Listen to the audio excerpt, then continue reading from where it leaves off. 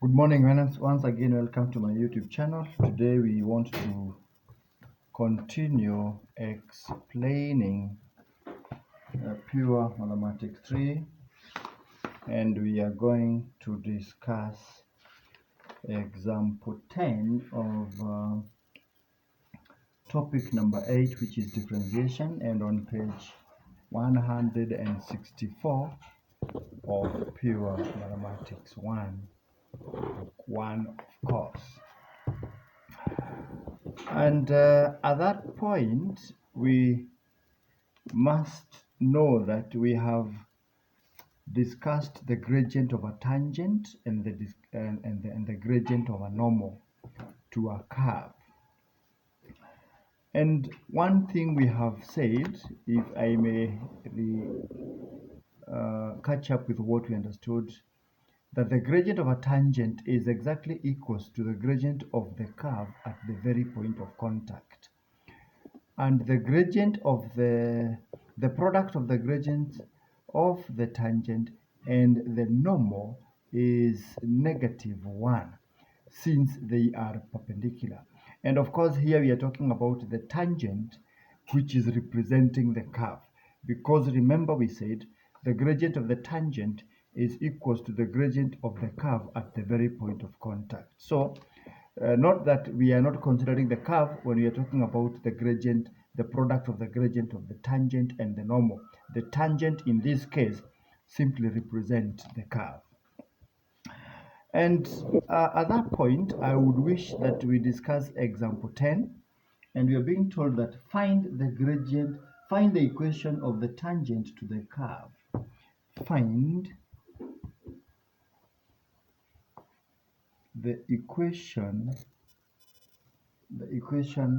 of the tangent to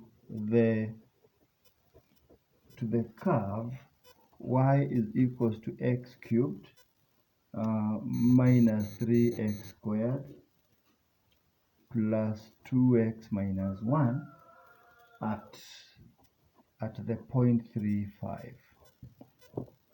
And what this question is asking us is the equation of the tangent to the curve.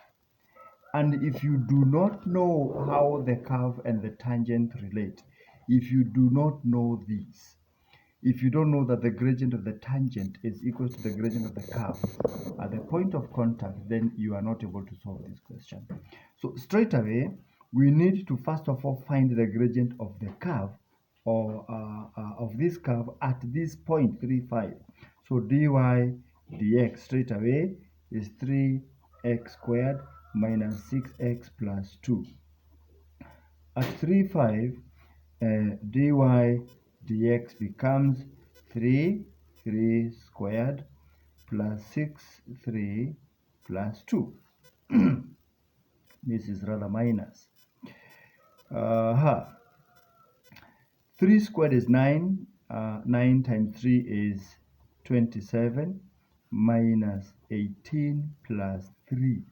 That is 30 minus 18 is 12. And let's just talk about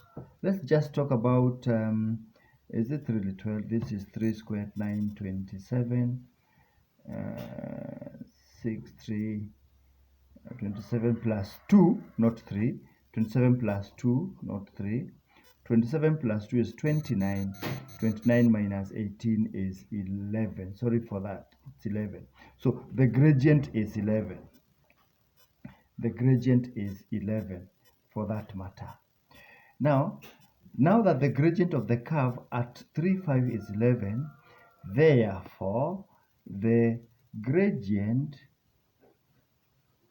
of the tangent at 35 is also 11.